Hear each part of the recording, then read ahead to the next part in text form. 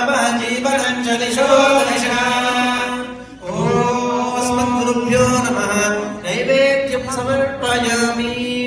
ॐ देवस्य समिदं प्रसवेश्विनो बाहुभ्यां पुष्णोस्ताभ्यामाददे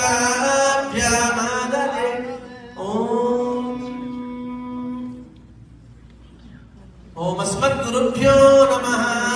पुष्पमालान् समर्पयामि कास्यपान्वय सञ्जातं नारायण